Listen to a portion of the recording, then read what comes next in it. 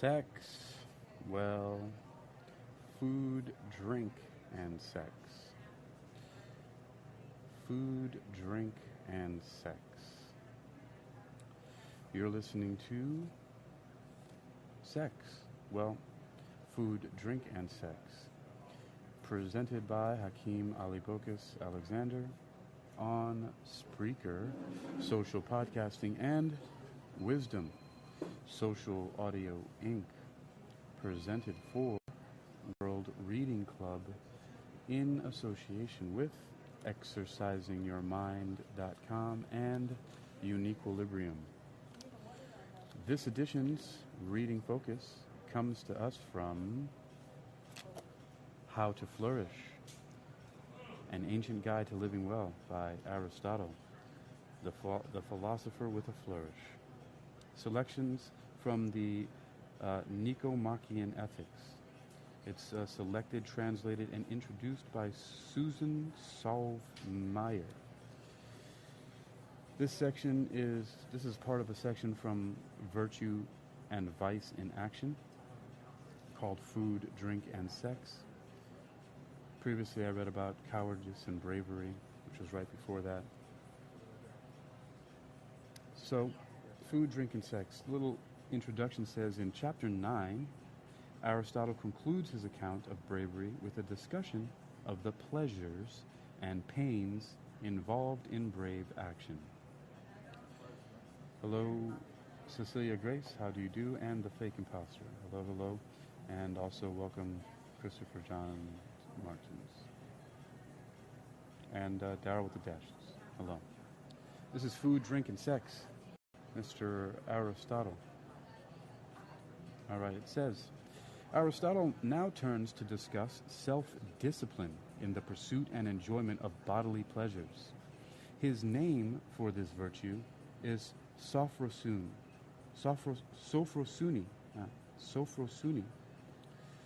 which in ordinary Greek encompasses soundness of mind, decorum, self-control, resistance to temptation or provocation, and the ability to keep a cool head and maintain your resolve under pressure. Aristotle narrows the range of this virtue to the domain of bodily pleasures, and the translation uses self-discipline in a similarly restricted sense.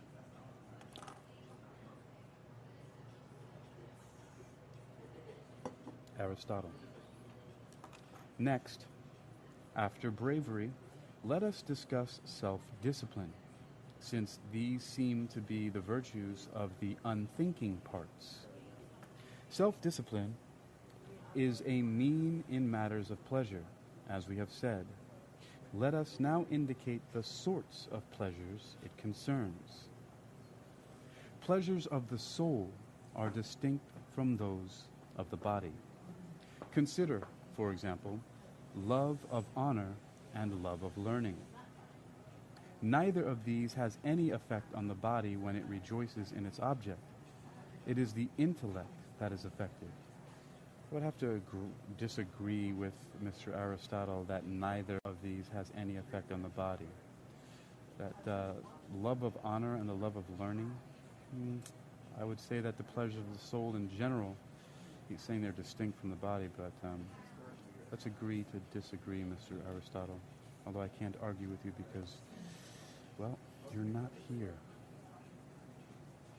And also the love of learning, philology. I love that word. I used to have anyway, let me continue here. All right, so no one is called self-disciplined or self-indulgent with respect to these pleasures, or indeed regarding any pleasure that is not bodily. So self-discipline is about bodily pleasures, but not all of them. For example, it is not about the pleasures you take in objects of sight, such as colors and figures or a painting. People who enjoy these are not called self-disciplined or self-indulgent, even though there would seem to be appropriate, excessive, and deficient ways of enjoying them. The same goes for pleasures of hearing, since no one would be called self-indulgent for taking excessive pleasure in listening to songs or dramatic recitations. It is not about the pleasures of smell either, except incidentally. We don't call people self-indulgent for delighting in the scent of apples or roses or of incense. We are more likely to do so if they delight in the scent of myrrh or of meat, since a self-indulgent person will take pleasure in these scents because they remind him of the object he craves. Like the scent of a woman. That was my addition. Aristotle didn't write that. Scent of woman. Wasn't that the name of a movie? I think it was the name of a movie. Continuing. Self-discipline and self-indulgence concern the sorts of pleasures that we have in common with other animals. Those are the pleasures of touch and taste. Although taste has at most a small role to play, since tasting is a matter of discriminating flavors. What you do when evaluating wines or seasoning meat. It is not exactly taste that you take pleasure in if you are self-indulgent. It is the feeling of gratification, and this comes entirely through touch, whether eating or in drinking or in sex. That is why a certain gourmand prayed for his throat to grow longer than a crane's. He enjoyed touch so much. To delight in such things and to be especially fond of them is brutish. We don't include here the most cultivated pleasures of touch, such as those from rubbing and heating in the gymnasium. Self-indulgence isn't about touching just any part of the body, only certain parts.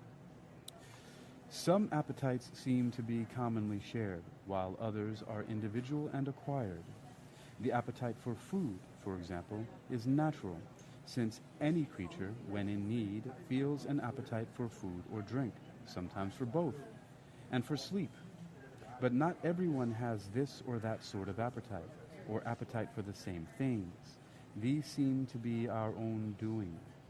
Still, there is an element of nature, since different things are pleasant to different creatures, and there are some things that all creatures find more pleasant than the ordinary.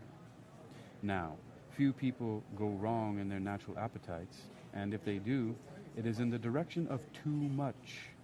To eat or drink until you are so overfull is to exceed the natural limit, since a natural appetite is for replenishing what you lack. That's why people who do this are called gluttons. They fill up beyond the point of need. In matters of individual pleasures, there are many ways to go wrong, and most of us do. For example, there are people who get called lovers of a thing if they enjoy something they shouldn't, or enjoy a thing more than they should, or more than most people do, or not in the way they should. Self-indulgent people go to excess in all these ways. They enjoy things that are wrong to enjoy, or it is right to enjoy some such things, but these people enjoy them more than is right, or more than most people do. Going to excess in matters of pleasure is clearly self-indulgent and blameworthy. As for pains, it is unlike the case of bravery. You are not called self-disciplined or self-indulgent based on whether you endure pains or give in to them. You are called self-indulgent for being more pained than you should at missing out on pleasant opportunities. And you are called self-disciplined for not being pained at the absence of pleasures or at abstaining from something pleasant. Self-indulgent people have an appetite for all pleasures or for especially strong ones. And appetite leads them to choose these pleasures over any alternative. As a result, they are pained both when they miss out on the pleasure and when they have an appetite for it, since appetite involves pain. Falling short in matters of pleasure and enjoying them less than you should is not very common. Some impassivity is not human. Even other animals discriminate between different types of food, taking pleasure in some, not in others. People who found nothing pleasant and preferred nothing to anything else would fall well short of being human. There is no name for them, since there are barely any of them. People with self-discipline are disposed to strike the middle course in these matters. For example, they are disgusted rather than pleased by what self-indulgent people enjoy the most. In general, they do not enjoy things they should not, or enjoy anything in this domain intensely. In the absence of such pleasures, they do not feel pain or longing, or their feelings will be properly measured, not too much or at the wrong time, and so forth. They will have desires for pleasures that are conducive to health and fitness in due measure and as they should, and for other pleasures, provided they do not impede health or fitness or go beyond what is decent or what they can afford. Otherwise, their liking for such pleasures would exceed what the pleasures are worth. A self-disciplined person, however, reacts as correct thinking prescribes. What is that? It says, in the final chapter of Book 3, Aristotle compares cowardice and self-indulgence and describes the psychological structure of self-discipline. The thinking part of the soul is in charge, and the appetitive and desiring part of the soul follows its lead. Continuing, if you have self-discipline, your appetitive part should follow your thinking part. Both parts will have decency as their target, and your appetites will be for the right things, in the right way, and at the right time. That is, as thinking tells us. Let this be our account of self-discipline. This is interesting. At page 133 here, we have something that's going to be a good segue into something else I'm going to read in a little bit. This is personal finance. There's a section here on personal finance, and it goes into anger management. All right, Aristotle, getting along with others, fun and games. I think I need to buy this book. Buy this book. Buy this book. Gosh, I don't need to buy any more books right now, dude. Oh, it's so tempting. What's the price on this thing? Who cares? All right, so, while he goes into personal finance. So that's good. Book 4 continues Aristotle's treatment of individual virtues and vices of character. It opens with generosity, whose domain is money, how we acquire it, and more importantly, how we use it, especially to whom we give it. That's interesting. All right, good. So I'm going to end there. Thanks for joining. What's up? Daryl with the dashes. Cecilia Grace. Hello, Christopher Birkenbein. How you doing, sir? Taylor Made. What's up? Zen Master. Christopher John Martins. Fake Imposter. What's up? I hit on my wheelhouse here. This is a section where Aristotle goes to personal finance. This is cool because it's ancient. And then, of course, I have Wealth of Nations, which was published in 1776. And then a few new tomes here that I purchased not too long ago, which are How Money Works and The Little Book of Economics. So I'm going to get into those in just a little bit. You've been listening to Sex. Well, Food, Drink, and Sex.